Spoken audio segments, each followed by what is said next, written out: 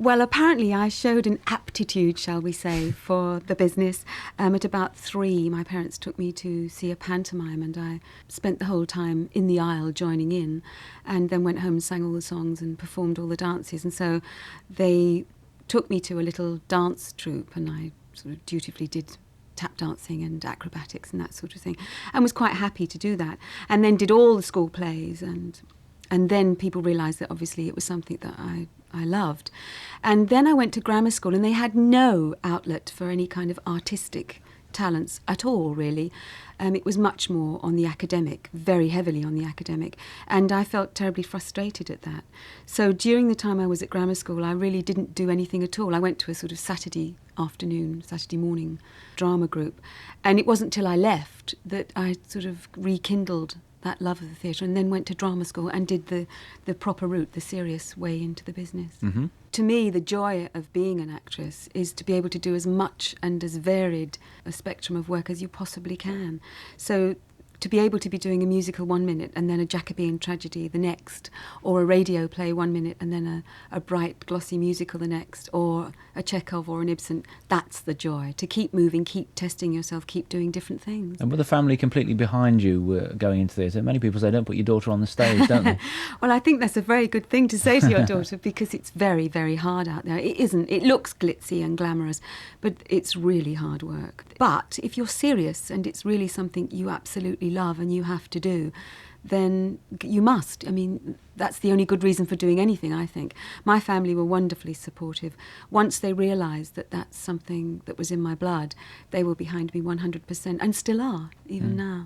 And what was the first show you ever did when you left drama school? Do you remember? I do indeed. I did 3 years at Webber Douglas in London.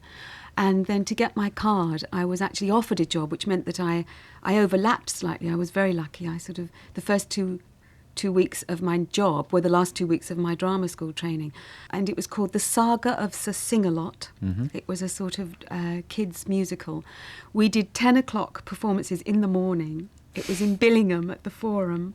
It was absolutely freezing. It was Christmas. It was probably the worst time of my life. I can remember getting up very early, covered head to foot in silver body paint, bare feet, running around the back of the auditorium on concrete steps to get to where my cue was, and jumping up and down and sort of working extremely hard very early in the morning to lots and lots of children, bless them, who were wonderful, to get my equity card for no money, away from home, miserable, thinking, is this it, all on my own in this cold hotel.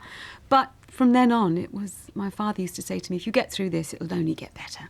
And it did. Every job you go into with high hopes and a huge amount of optimism. You have to. And sometimes in the early days when you're a young student and you're striving to make a name for yourself, you have no idea what that job will be like. You accept role as cast, or just a small part and a small amount of money. And then you hope that you will have a lovely time, that people will be nice to you, that you will learn a lot, and it will be a wonderful experience.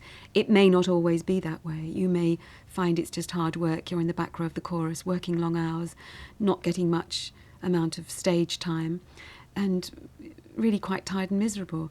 But you do it because it's you love it, and you hope that one day you'll get more to do, and that you'll be respected and established, and then you hope you'll be very nice to the little girl in your chorus line who's working very hard. I think it is important to me to have worked my way up. The fact that I did come from nowhere, really, and went through drama school, through the repertory system, through the back row of the chorus, through the West End, and everything.